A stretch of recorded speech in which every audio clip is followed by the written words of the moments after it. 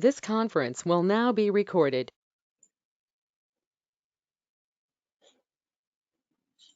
Let me know once you can see the screen. We can. Okay, so the first thing that we're going to talk about is ERP. Now, SAP MM, SAP SD, these are just different modules within SAP, but before understanding one particular module, we need to understand what is SAP, and then again, what is ERP. So SAP is nothing but just another ERP software, and SAP is not the only ERP software. We have other softwares also like Microsoft Dynamics, Oracle, and many others in the market. However, SAP is the one which is most widely used. Now, why does anyone want to go for an ERP software? Now, think of it that if there's a small business, it can be done on a paper and pencil also. For instance, if you have a small retail shop, you have around 500 items in it, and every week the supplier is giving you 70 to 100 items, which is easy to manage, and you can manage it on a paper and pencil. Now, assume that you expand your shop and you have 3 shops at 3 different locations. Now the number of items changes to, say for example, 3000 to 5000. So every week the supplier is giving you 700 items per week, right? He's coming with 700 items every week, but still you're okay to manage that because you have only 3 shops and you might have kept few people. You might need a small software that could handle all of these, but you can still manage it on paper and pencil. Now you assume that you expand it more further. Take any of the major giants like Starbucks or CCD, and just coffee shop examples, or any other retail shops like your DMart or Walmart or Heritage, any of those shops. Now they have a lot of stores, like say for example, more than 30 or 50 stores or maybe 100 stores at different locations, and they keep n number of items with them, and every week the supplier has to supply thousands of materials to them. Now, in those cases, it's very hard to manage it with a paper and pen. You need a software that could manage all these things for you. Now, by manage, what do I mean? It means that there are 3 things that you need to basically run a business, right? Your money, manpower, and resources. To manage all of these things, you need a software that could handle all of them at the same time and give you a live data that can be easily handled. So for these things, your SAP comes into picture. In fact, nowadays you have global business so large that there are orders in billions per day. They have a very complex org structure. They operate in different countries. Each country has its own legal requirements. Now, despite all of these complex issues, a business must have a software or a system that can tie all of its diverse operations and make it easier for you to take certain decisions. Any decision, it could be in terms of planning, it could be in terms of production. um, Take a simple example of iPhone, right? So every couple of years, iPhone launches its new model. Now, when the launch is done, you have to be very sure that how much product you have to manufacture, and then you have to go for the launch. Because during the launch period, you have the maximum sale, right? Slowly the sale gets decreased, and it comes at a stable level. But when the launch is done, there is a enormous hike in the sale. So you have to basically plan it. How do you plan it? There are a lot of factors that you take into consideration, like the last batch that you had launched. How much did you prepare for that? Say iPhone 5 or 6 is launched. Suppose 6 is launched, so you'll have to check when you launched iPhone 5, what was the historic sales at that time. At least that much you have to prepare. Then what is the demand in the market? Like there are a lot of websites where you say that this phone is coming soon, so people say that, okay, inform me as soon as this phone comes. So you take all of these data from different places and you basically plan it. So these plannings are basically done by the top management people. They decide how much they have to keep in stock and then go for the launch. So all these activities that happen around an enterprise, they have to be present in a system so that a person can take that action and go for it. To manage all these things, you have SAP in place. Now there are, as I said, other ERP softwares also, but then SAP is the most diverse and very widely used. There are features because of which people generally prefer SAP, even though it is costly compared to other ERP softwares that you have in market. So the ERP basically stands for your enterprise resource and planning. Now the next is, what is SAP? So SAP stands for Systems, Application and Products. Now, as I said, SAP ERP is just one product of SAP. There are other products also, like your SAP CRM and SAP BI.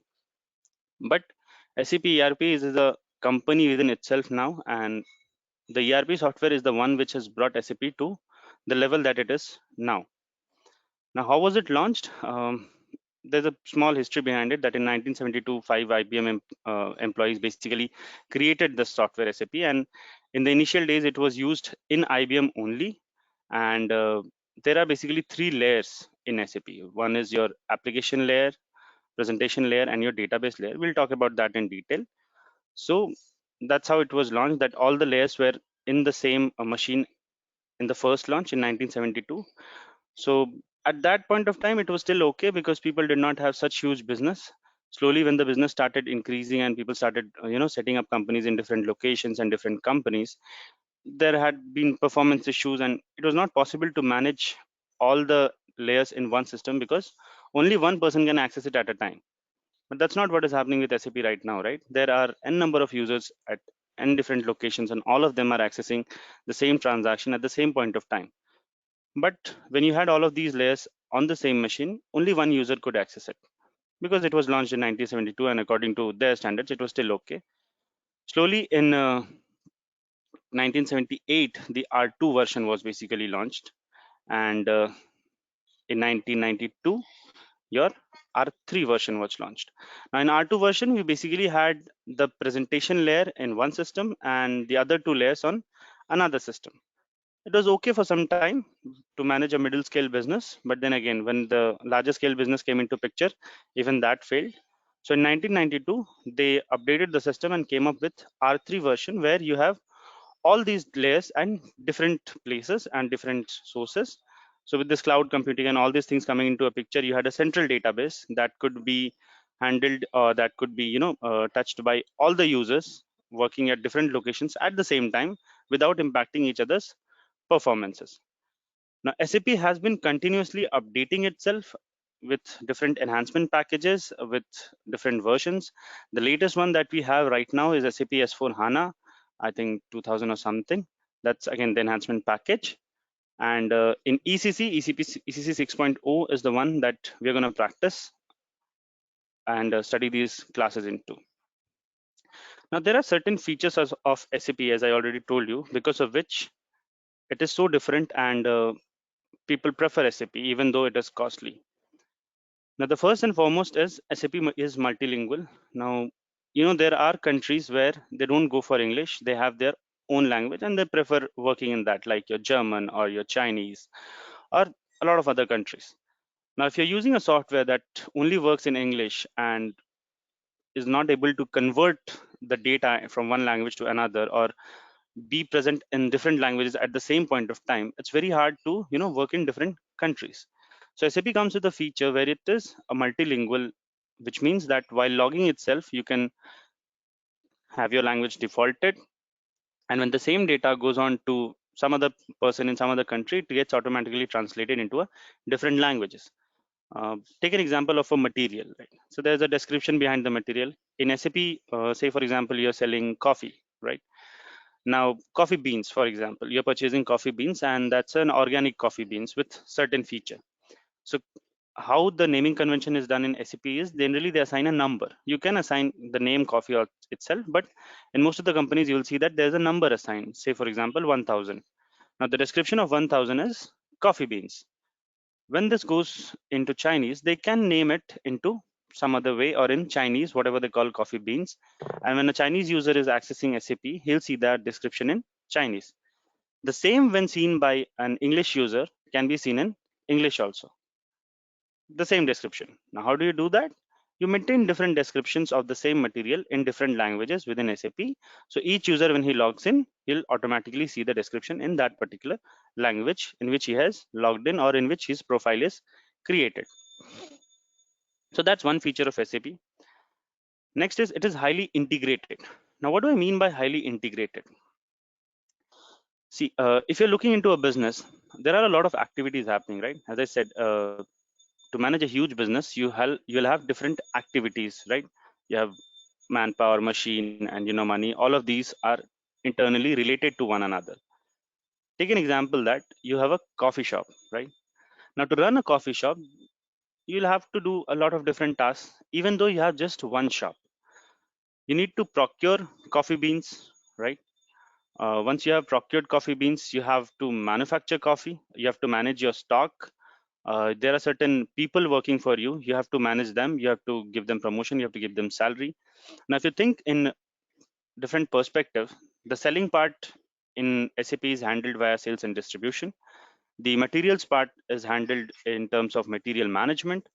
The salary and other things are handled in SAP HR.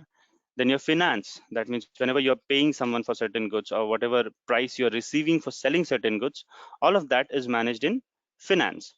So there are different modules, right? There is SAP finance, there is SAP sales and distribution, there is SAP material management, there is SAP HR, there is SAP plant maintenance. All of these are different modules to handle different parts of a business. Now, highly integrated means any action happening at any one of these modules or any one of these transactions or modules triggers an event into another one. For example, if you're not using SAP and you have a shop, the plant is located somewhere else. That means you're storing goods at some XYZ place, and from there you're bringing it back to your shop. Now, your shop has already received certain goods, but you're not aware of it because that person has not yet informed you. And in here, say for example, you're receiving an order of 1,000 coffees for a party.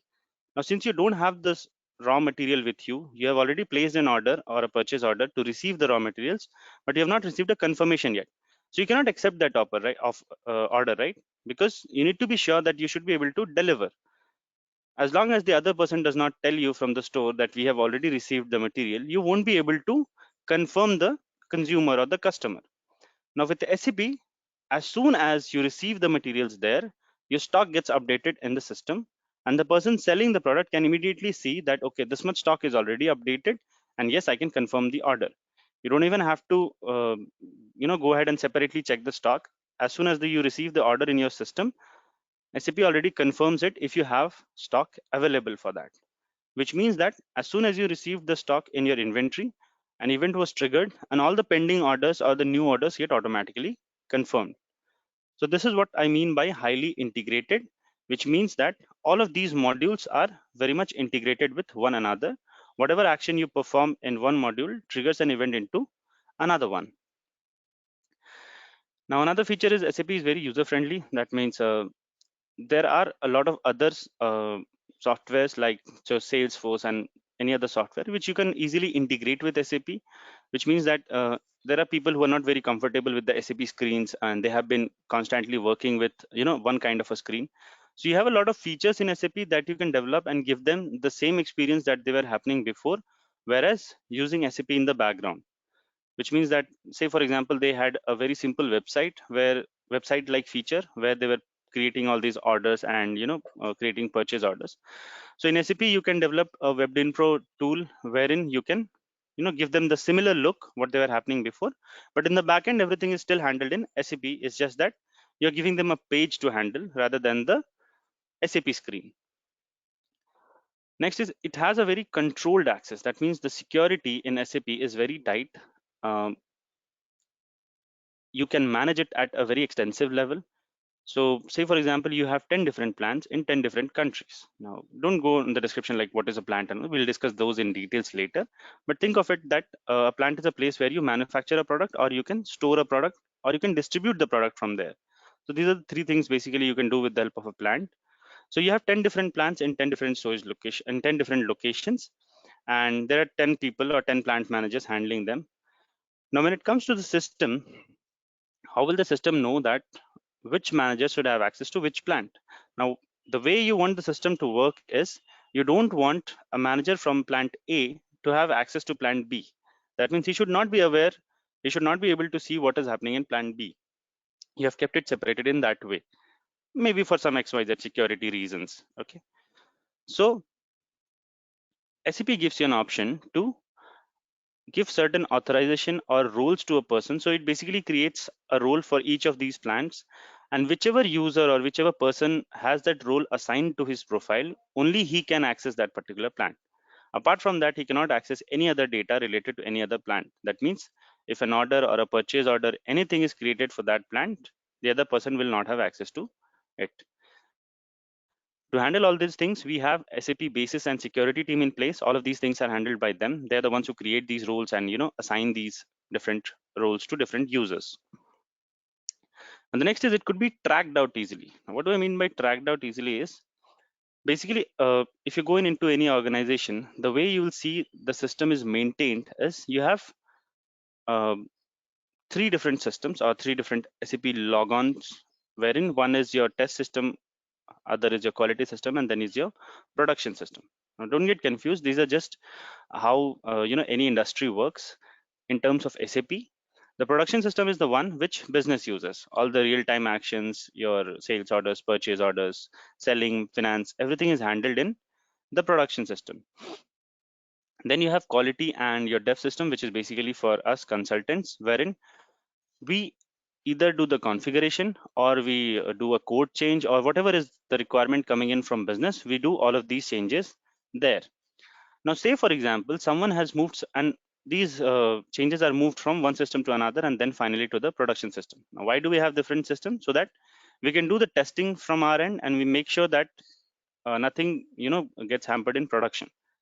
The reason is if something gets stuck in production or stops the functionality of the production system, it's not just the system that is going to go on hold. It's the entire business or that particular line of business that's going to go on hold.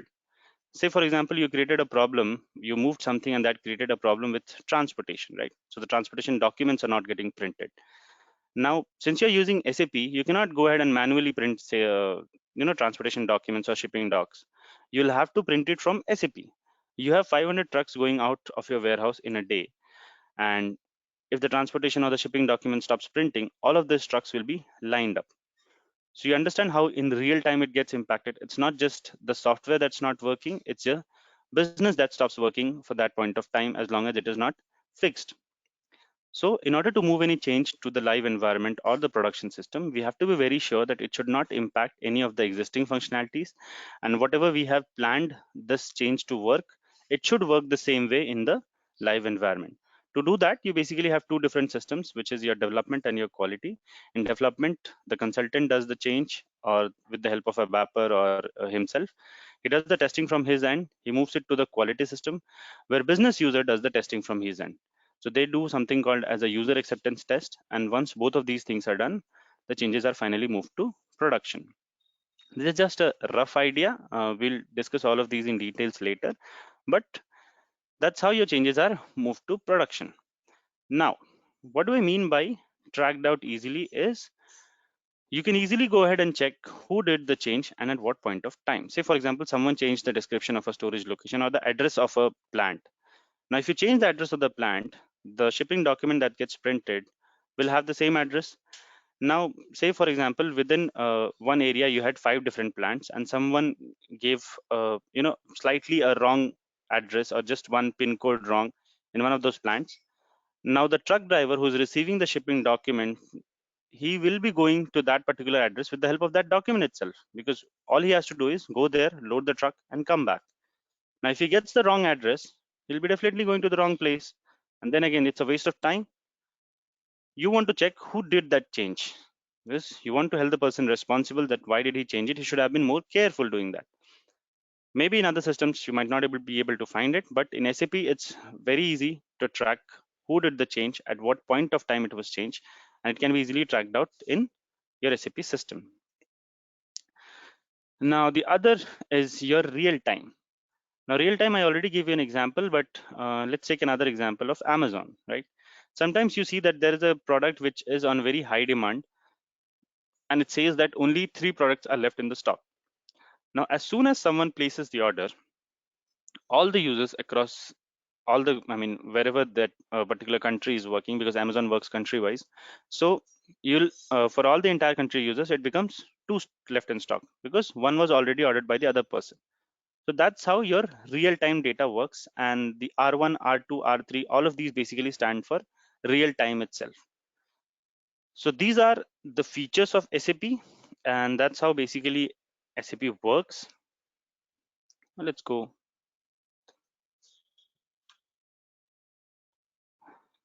So as I said, SAP keeps modifying itself. So initially it was the SAP R3, then it is named as SAP ERP, and right now the ECC version that you'll see is the complete name is SAP ERP ECC 6.0 EHP 8.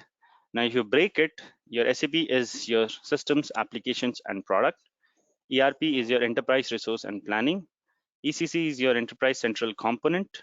6.0 is the version of the software, and EHP6 is your enhancement package 8. So each enhancement package comes in with some or the other new features, like in the HANA version or the latest version that you have, there are a lot of new features that were added. The database is now HANA.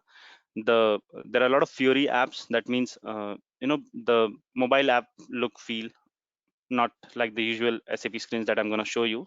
They'll have completely different features. A lot of things are automated, which means that if you go to the normal SAP screen, all the details have to be entered manually. There are some things that you can automatically populate on the screen, but then again, you'll basically have to enter a lot of details.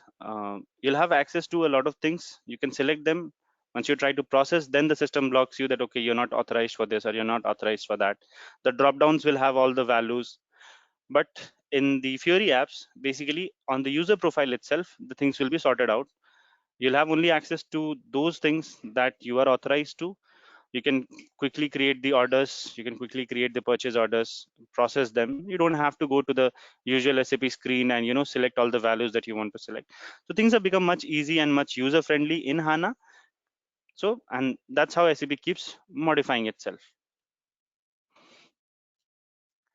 Okay, the next thing is your R3 architecture. So as I said, SAP has been modifying itself from R1, R2 to R3. Now, what is the R3 architecture? Is basically your three layers, which is your application layer, database layer, and your presentation layer. So this is what these three layers are. Presentation layer is the screen that you will see where you enter the data, right? And it's same for everyone across. Application layer is again the different applications that you have in the system, and from the data that you enter on the presentation layer is basically handled through these application layers. And lastly is the database layer where the data is stored or from where the data is pulled. So all of these three layers are now separate, and there are n number of users who can access the same transaction or the same action at the same point of time. Say for example, I am creating a purchase order here from India. Somebody from US can create another purchase order from US. Different places, they can all access purchase orders at the same point of time. While earlier that was not the case. If I am creating the purchase order, only I'll be able to create the purchase order. Once I leave the machine, then someone else can come and he can access different transaction, or maybe he's trying to create a sales order, then only he can create a sales order. But today you can perform all of these actions like sales order, purchase order, transportation, delivery, everything at the same point of time in different machines. So this was a little brief on what SAP is, how SAP architecture works, what is the landscape. So the three systems that I was talking about is basically nothing but SAP landscape. That's how companies have these landscape.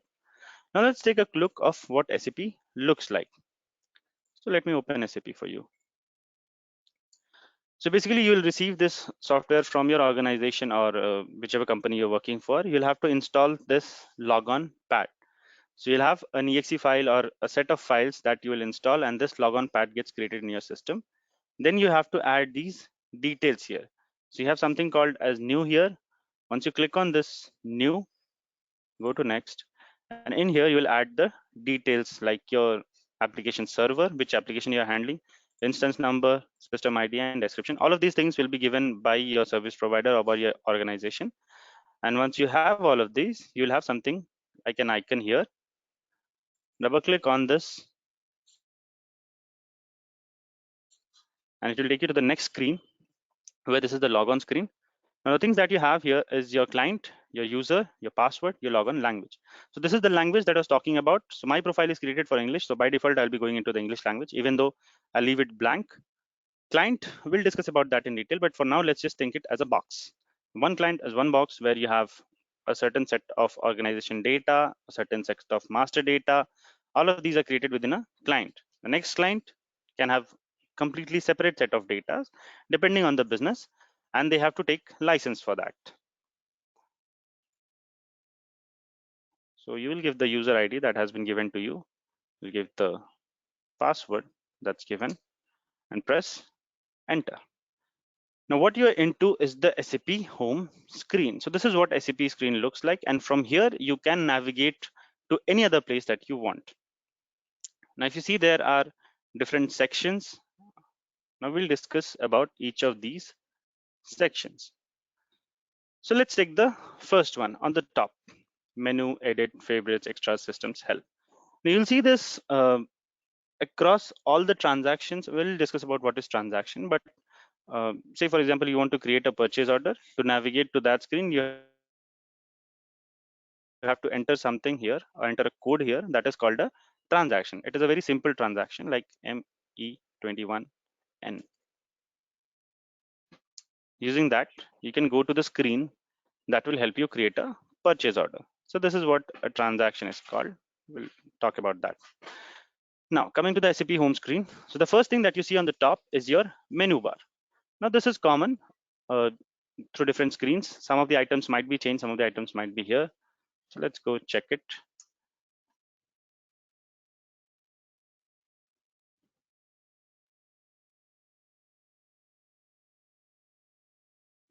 So you come down here, if you see, there are some of the items which are added. Some of the items are still the same, like your help and system, whereas all of these items are gone, right? So this is basically your menu bar, but you will have all of these bars in all of the transactions, and the top section of this does not change. The number of bars that you have will be there. It's just the icons will either get changed or get freezed. So the second layer that you see here is called standard toolbar or system functions bar. So this is common, nothing gets changed here. There might be some items which are inactive at this point of time that may become active in the other screens, but the rest of the icons remain the same. So the next thing is your title bar or the application toolbar. Now what does the title bar do? Title bar basically gives you a description of which transaction you are currently into. See here, it says that this is in create purchase order. In here, it's SAP Easy Access. That means it's the home screen of SAP. Now on the top, if you see standard toolbar, your save option is disabled, your back option is disabled, your close option is disabled. If you come here, your save option is enabled, your back option is enabled. So that means you can go back from here, you can enter the data and save something here. Now, the next thing is this section, and this is the most, okay, on the top, you have one more section. So number 3 is again your title bar and application toolbar. Okay, fine. That's just under one screen itself. The next thing here is number 4, which is your navigation bar or frame. Now, this is the place from where you can navigate to anywhere within SAP. Any application toolbar or any technical toolbar that you want to access, you have the access here. We'll discuss about this, how this is managed in the next screen. Now, in the below, you have something called as your status bar or message bar. So if you see, this whole bar here is basically divided into 2 sections. If you're doing a transaction, or if you're doing a certain action in SAP and you receive certain error, that error will be coming here. So as and when we proceed further, we will be creating purchase orders. We will be receiving a lot of warnings, a lot of errors that this cannot be done, that cannot be done, this configuration is missing, or this data is missing. So all of these messages will keep coming down here. And that's why it is called status bar or message bar. And in this side, you have the system details, which means if you click on this, okay, one sec.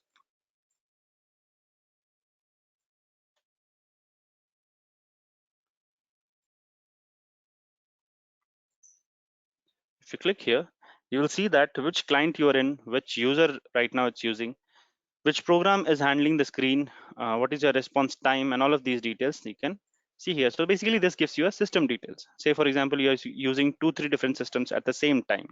Maybe you're comparing something from production and quality, and you want to see which system right you are in. So if this is closed out, how will you see which system you are into? Is this the production system or is this the quality system? Just look here. and you'll be able to see which system it is, because you'll be naming the quality system as quality, you'll be naming the production system as production. So all of those details you can see here. So this is what SAP screen looks like, and from in here we will be navigating to different screens.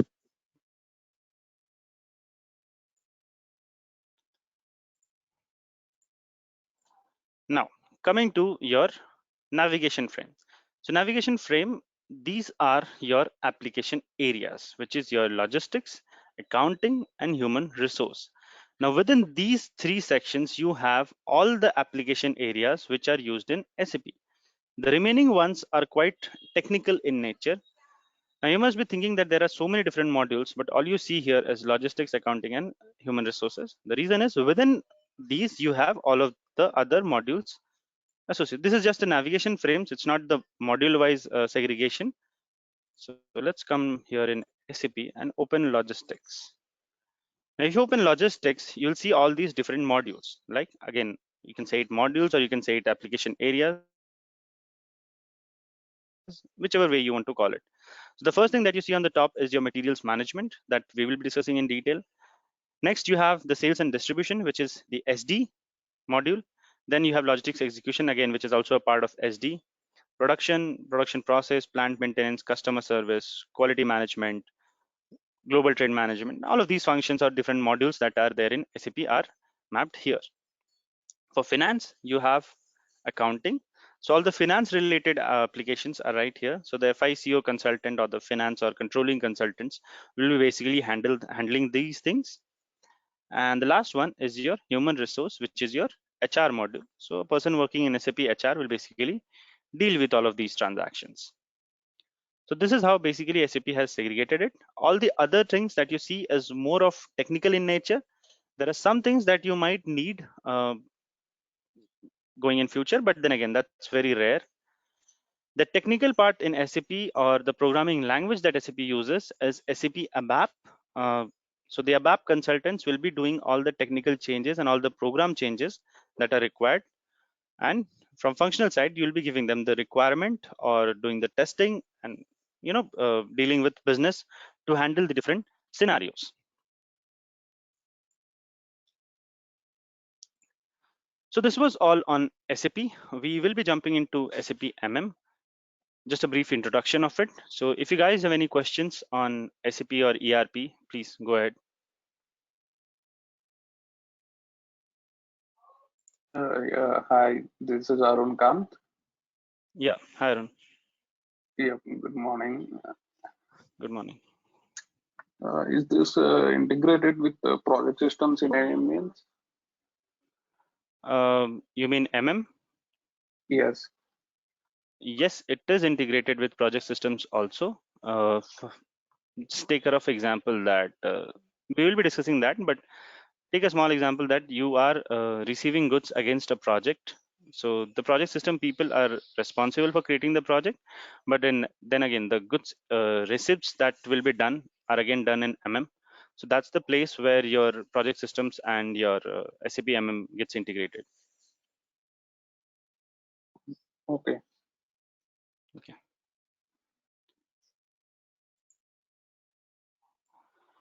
Okay, so let's come to SAP MM. Now, like most of the modules that you have, like I discussed about SAP SD, SAP MM, again, project systems, as you mentioned, SAP MM is one of the modules that handles your material management. But before I jump into SAP MM, there's something I would like you to understand is the perspective of how we're going to go ahead and learn this. Now, there are two different ways in which a business is handled. The first is your B2B, and the second is your B2C. Now, B2B is your business to business, whereas B2C is your business to consumer. Now, take a simple example that you want to purchase certain coffee beans for your coffee machine. So, what do you do from your end? You go to a coffee shop, or you go to a shop or a store. It could be Walmart, DMart, or any other store. You select the product. You come to the paying booth. You pay for the product. You load it into a vehicle, whether it's a small packet or a big packet. You load it into a vehicle. You come home and you start using it. Now, this is termed as basically business to consumers. There was no other person involved. You were the one who was taking all the actions from your end. and you are going ahead and using the product. Now in B2B scenario, that is your business to business, the concept is a little different, right? So say for example, you have a coffee shop and you have a plant, you have a coffee shop from where you're selling the coffee, pastries, and some of the other materials that you have in your coffee shop. Then you have a plant wherein all these products are created, which means your muffins are created, if you're selling cookies, your cookies are baked, all of these things actions are done. Then you have a store or a storage locations where you're storing all of these products. Now all of these things could be within the same shop, within different buildings, or within different location. That's completely up to you how you want to perform your business. Let's say you have a two-story building. The first store is your shop, the second store is your storage location, which is fine. But if you're trying to manage it into a system, you'll have to basically give them a name and a description. Now the store manager basically manages the storage location, and he notices that you're falling short of coffee beans. So he informs the flow manager, okay, the one who is your link between your plant and your storage location. Now he goes to the general manager and it says that, okay, I have received this information from the store manager and he says that he's falling short of coffee. Now the GM basically raises the purchase order, right? The purchase order is raised to a vendor. So he'll look for a vendor in the market, and vendor is nothing but a supplier, right? It's XYZ supplier. It could be Amazon, it could be Flipkart, it could be any other ABC company that is supplying you with the product. So he raises a purchase order with the vendor. The vendor sends the product to your storage location. You receive the product into your system. Then after a couple of days, the vendor sends you the invoice. Once you receive the invoice, the finance team basically pays for it. Now, if you see the scenario of B2B and B2C, they're quite different from one another, right? You're not immediately paying for the product, first of all. You're not going to the location and bringing the product. There is someone who is delivering the product for you. Then there are different teams involved who are handling these different scenarios, right? There is a team involved who's handling the store or the inventory. There's another team involved that is handling your plant operations. So like these, there are different teams handling these different operations. Now this is called a B2B process. Take example of a shop, simple coffee shop, like just one outlet. Say for example, so that's how we're going to learn the entire module. We'll be talking about different types of business examples, mostly the coffee shops, then again about certain industrial sectors also, how they manage their business. So say for example, I'm having just a simple coffee shop with one outlet, a very simple org structure. Org structure means how many people are involved and which person is assigned which role. Again, how many company codes are involved, like each place or each country is a company code for me in the system. How many plants are there, all of these are mapped in the system.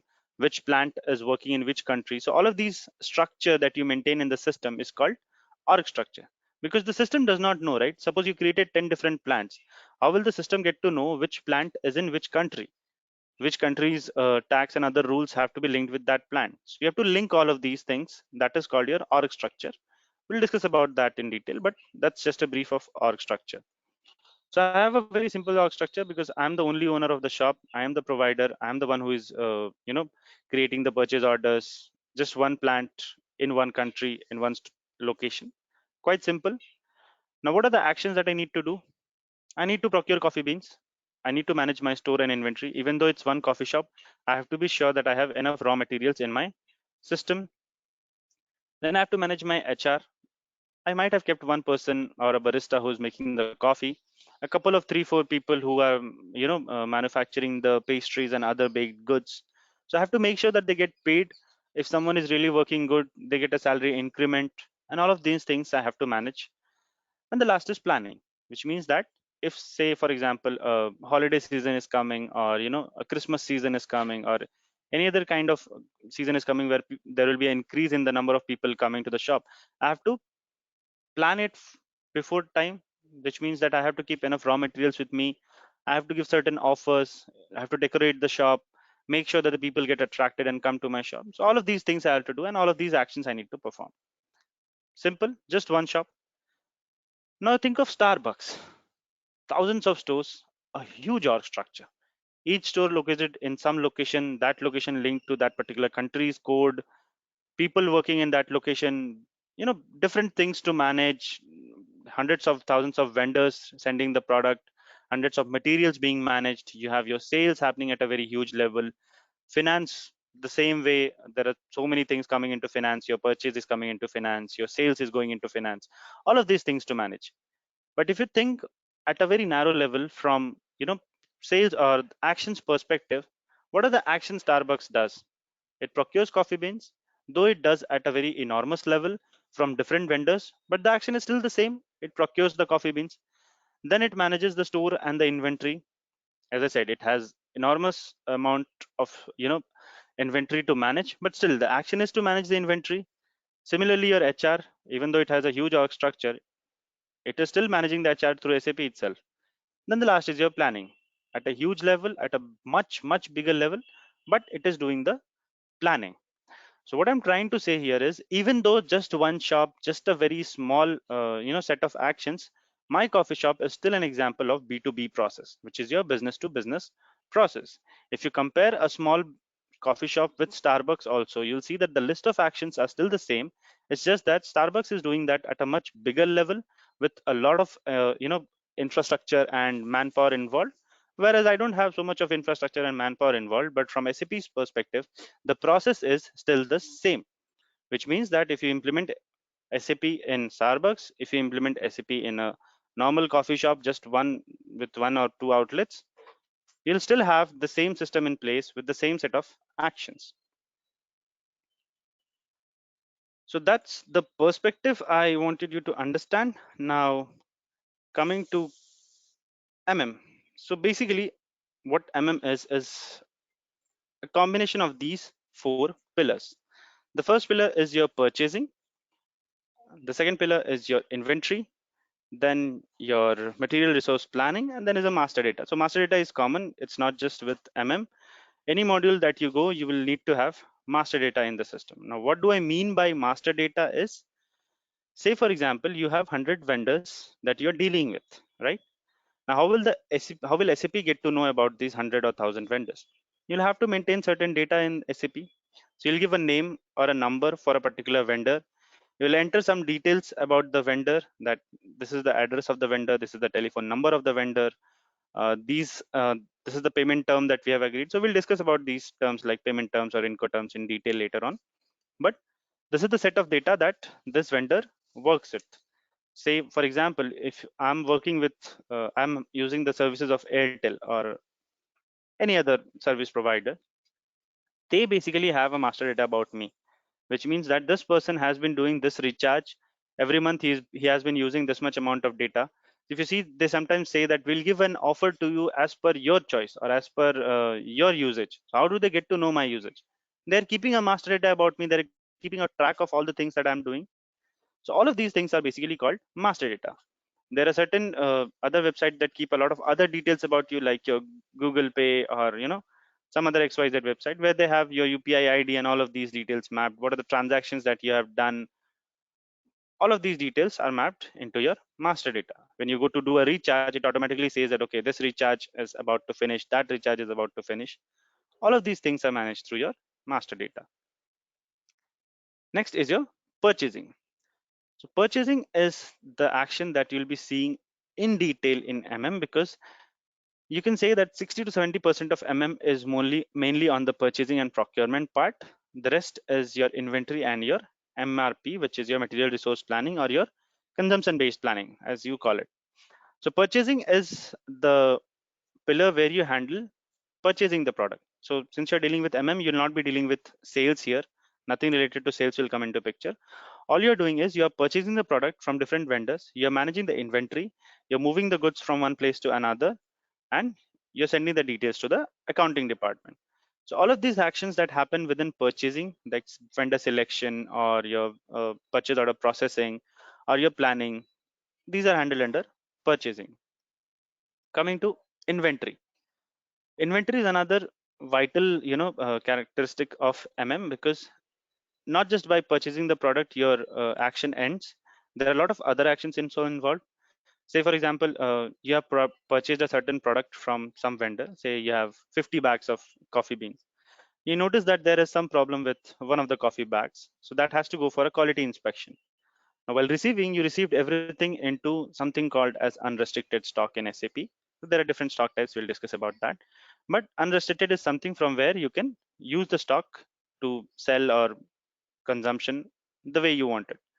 Now you notice that there is some problem with one particular bag of coffee beans, and you want to move it to quality stock, so that you have to be sure that that particular bag does not get used for any order confirmation, or someone is trying to create an order. You have 10 bags, 9 of them are confirmed, and this one damaged bag is still there, but the system does not know yet that it is damaged because you have still kept it in the unrestricted stock.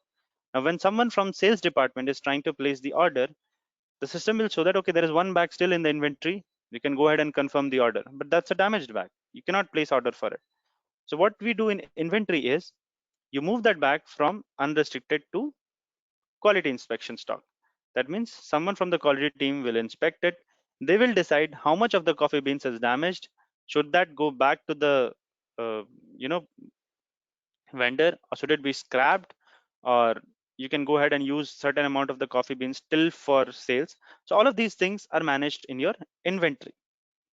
Then there is a lot of movement that happens. Say for example, you have 5 different plants, you're receiving all the product in one plant, then you're moving it from that particular plant to other storage location or other plants. The reason is your main plant might be on the border of a country, and the vendor who is supplying the product, he might charge you extra for sending the product to different storage locations within the country.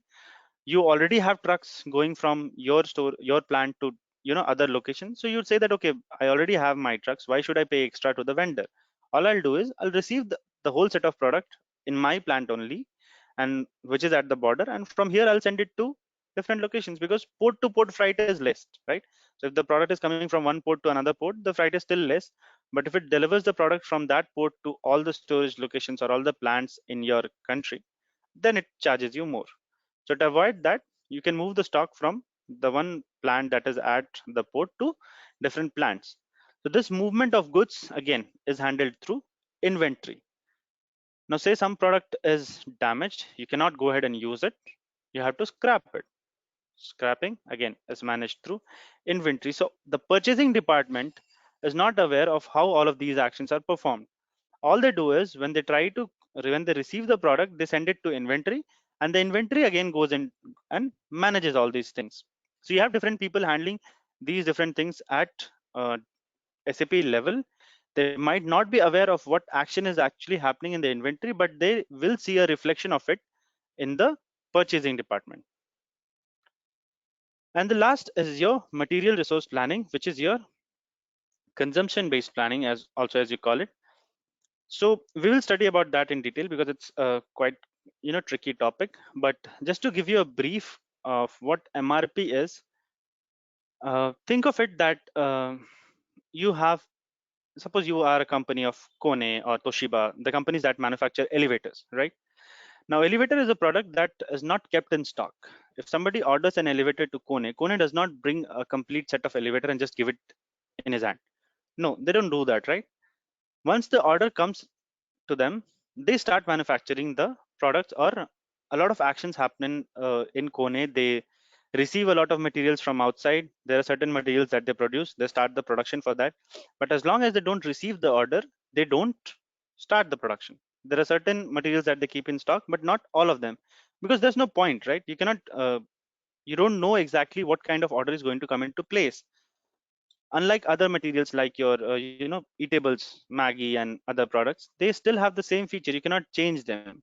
You cannot go ahead and ask him for 20 bags of a packet with 20 Maggie packets inside. No, Maggie manufactures packets which has either 6, 9 or 10 or whatever it is. You can purchase 2 of them, but you cannot ask for one single packet which has 10 Maggies inside it. Just a rough example. But when you're dealing with elevators, you can give the order, okay, that I have this much space in my building for an elevator, and this is the size of the doors that I want. This is how it should look. All of these features you can give from your end. So you're placing an order and you're giving the specifications also, right? Depending on that specification, the company is going to give you the final product. Now, if you already have a product in your stock, it might fit or might not fit the specification of the company. There are 90% chance that it won't fit the specification of the customer. So what Kone does is it takes the orders from a customer, it creates an order in SAP, and then it does a MRP run. Now, what is the MRP run? Suppose you place an order of elevator. While creating the material itself in the system elevator, you had already added that these are the components that are required to create an elevator. Elevator is not just one simple order. In elevator, you have ropes, you have doors, you have a lot of other instruments, you have switches, you have tabs, everything within that elevator it comes. So these are the components to manufacture the elevator. Now what the MRP run does is, this is just a rough example. What the MRP run does is it breaks those components. That means it breaks the main material into the components, and then it starts sending data to purchasing department where list of 5 materials are manufactured within your company or Kone itself manufactures it. So those 5 materials will be going to the purchasing department, where the purchasing department, the production department. The production department will start the production for it. The remaining 3 or 4 materials, let's say you're purchasing it from outside. You don't manufacture all of the materials. There are some materials like the floor, say for example, you're purchasing it from some XYZ vendor. So those materials went to vendor. So there is a separate PO created for them where you're receiving the materials from a different vendor. Then there are some other products which are doing a third party sales. Third party means there is a vendor who is delivering the product on your behalf and you're just paying him for that. That goes there. Now, all of this whole set of planning that happens is basically mapped in your MRP. So MRP, you set the data in the material master. There's a lot of data that you maintain at different places, a lot of configurations that you do, and these things get automated, or these automatic things come into place. So this was just a rough example of material resource planning. There are a lot of other things also that happen through them. And it's not just used in SAP MM. MRP is also quite a big part of SAP SD, where depending on the MRP itself, they confirm if they'll be able to deliver a particular order or not. Say, for example, a customer asks for 100 quantities of a particular goods at a certain date. Whenever I'm ordering something, I'll give a date. This date is my requested delivery date. Now, SAP has to confirm whether it will be able to deliver the product on that date or not, right? So there is an order confirmation that gets triggered to the customer. He receives the details that, okay, I had requested for this date, but the company will be able to send me the product on this particular date. Say, for example, a new date has come in. So how does that new date come into picture? How does the system calculate that, okay, not on this date, not 3 days from now, but 5 days from now, I'll be able to deliver you the product. There is an MRP or there is an availability check happening in the background where which is more or less related to these MRP details that we enter. And depending on that, the system says that no, within 3 days, we'll not be able to give you the product because we don't have the material right now.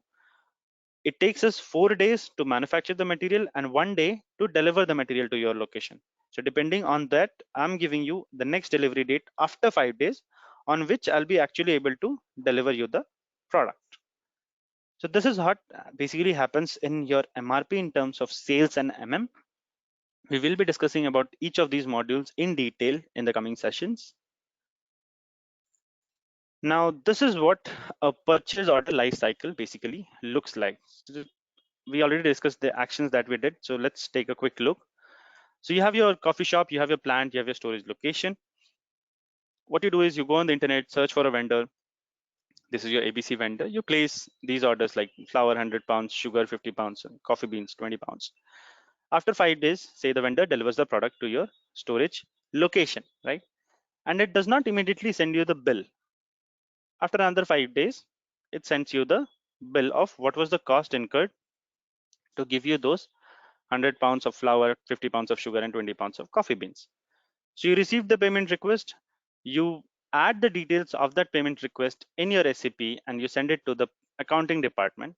The accounting department finally does the clearing. That means it sends the payment to the vendor. It could be in form of a check, it could be in form of a money transfer, it could be even on the cash in the next run when the vendor comes to storage locations. So what are the steps that you did? The first step that you did was created a purchase order. The process of this where you received the goods into your system is called goods receipt. The next step was your payment. So the process of receiving the payment is called invoice receipt.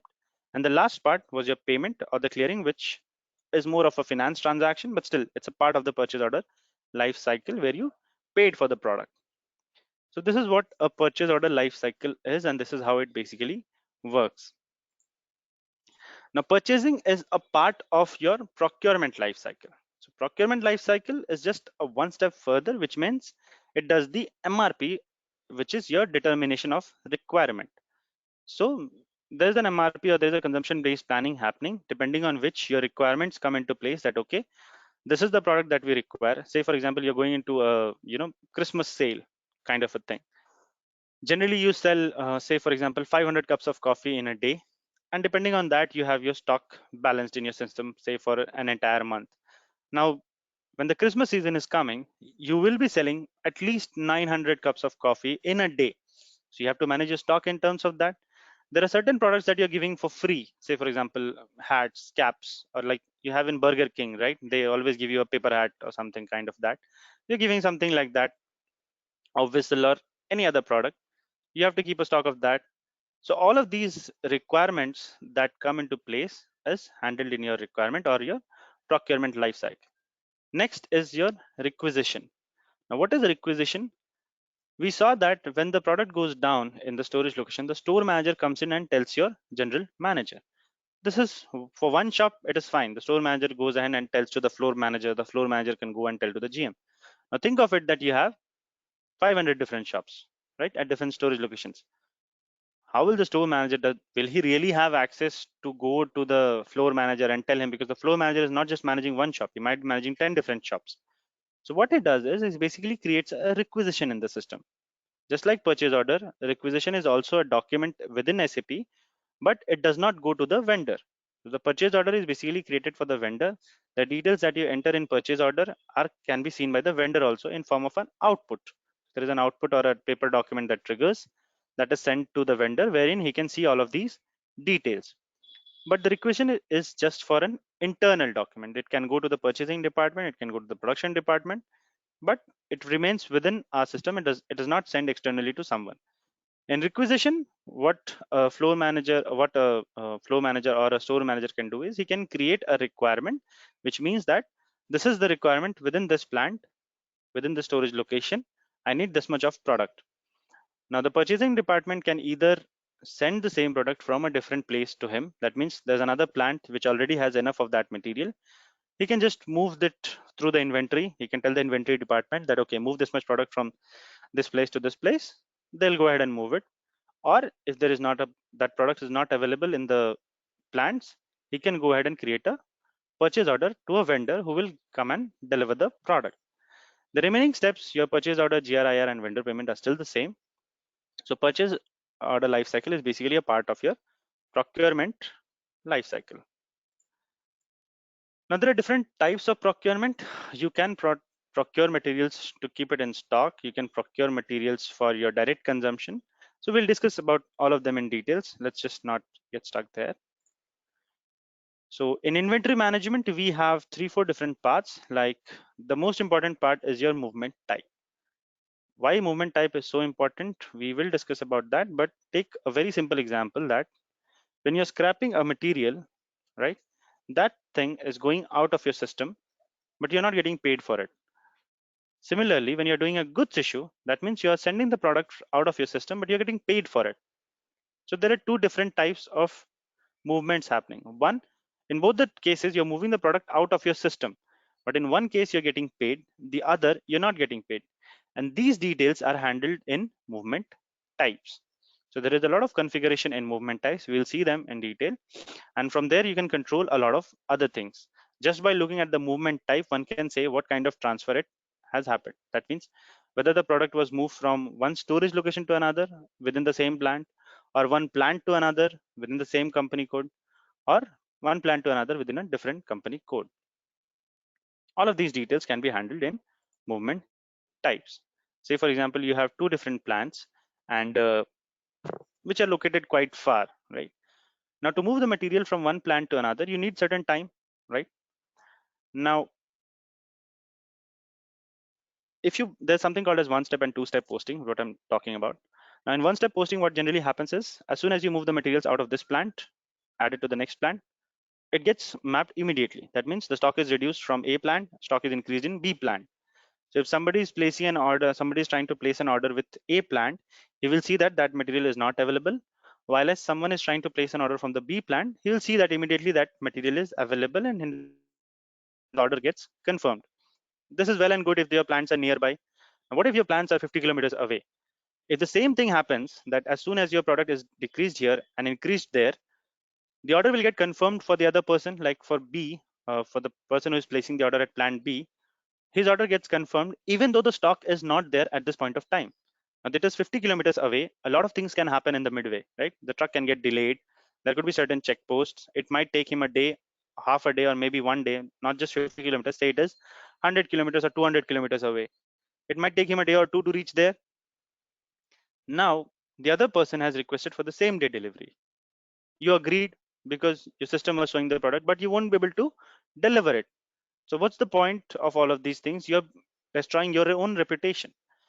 To overcome that, they have something called as a two-step posting, which means if the plants are far away from one another, when you move the stock from plant A, it goes into something called a stock in transit.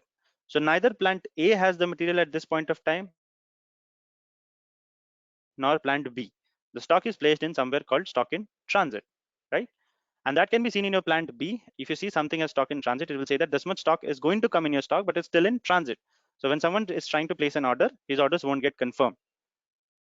The product comes into plant B finally, then they receive the products. Now, all of these action in one step posting, you have a different movement type, right? You place the from and to destination, you give the movement type, and the stock immediately moves from one plant to another. For two-step posting, you have a different movement type. You still give the from and to location, but it does not move the product in your unrestricted use or in the other plant. It moves the product into your stock in transit. So these movements are basically handled through your movement types. Now, reservations are something that we'll discuss in details. I don't want to talk about it right now. Goods issue and goods receipt are two things that you will see a lot across inventory management and also on your purchase order life cycle. So whenever you, let's just take it in that way, that whenever you receive something in your system, your stock increases, that's a goods receipt. Whenever something goes out of your system, that's a goods issue. Now, as I said, there are cases where scrapping happens and you don't get paid for it. So goods issue can have different scenarios. Sometimes you get paid, sometimes you don't get paid. Sometimes you're doing it for an internal consumption, right? Say, for example, you're making a wedding cake. To make a wedding cake, you need certain product. Those products are going from your system only. They are creating a final product, but you're not getting paid for that flour or sugar that got decreased from your system. Why? Because it got used for an internal consumption. So like this, there are different scenarios. Now, the last thing that we have here is the pricing procedure, which is very important no matter you're dealing in sales or you're dealing in purchase. The pricing structure is very important where you decide how the product is supposed to be, how the costing of the product is supposed to be done, how your tax structures are coming into place. So if you're purchasing something or if you're selling something in a particular country, there is tax involved. Then you need to have your profit margin. Sometimes from the vendor side also you want to see the profit margin that he's taking from you, or the cost price of the material. So all of these details that you want to see or that you want to manage can be handled through pricing procedure. So we'll see all of these things in detail as and when we proceed further. Now these are the key elements of basically org structure, like your company code, your purchase organization, purchase group, material, vendor, plan, storage location.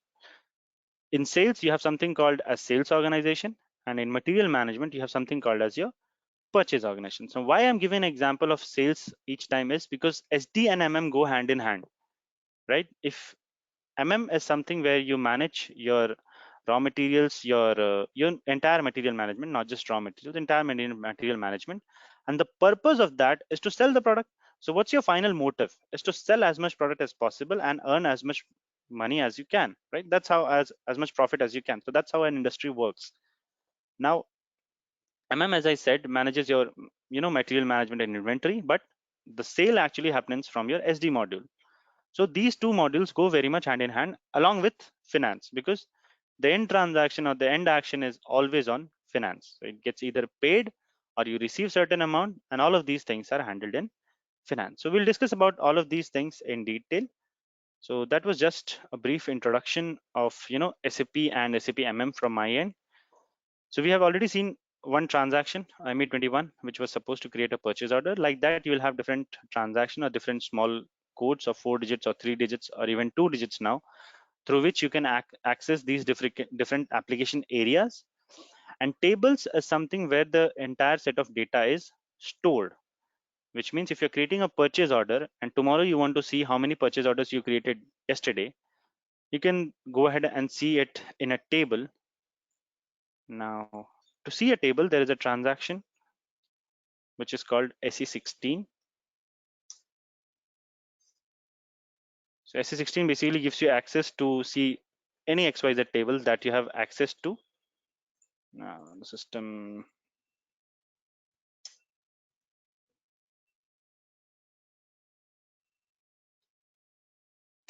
Okay, the response time is a bit slow, but in SE16, you can basically go ahead and enter the table name. Say for example, EKKO. EKKO is the table for purchase orders. You can give the created on date of yesterday. You can execute the table, and then you'll see that these are the list of orders that are created, or list of purchase orders that have been created by you yesterday. See.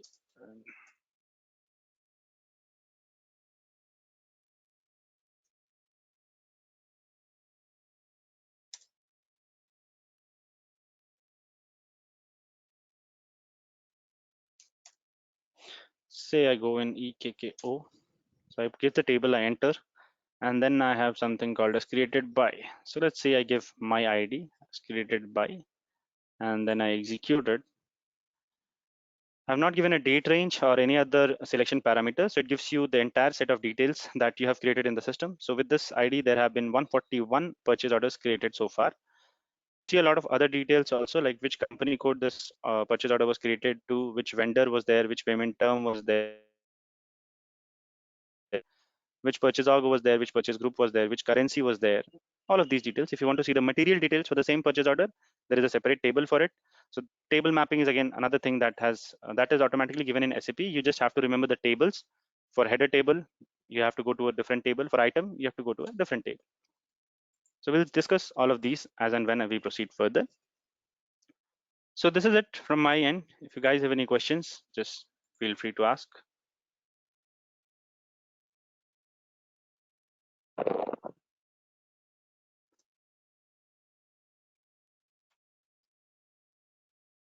Yes, hi, Arun Khan speaking.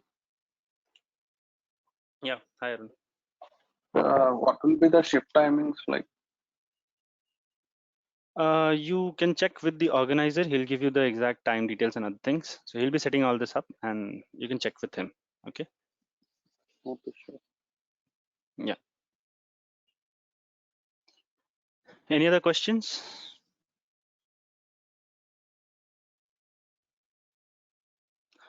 Okay, then let's disconnect. Thank you, everyone. Thank you for your time.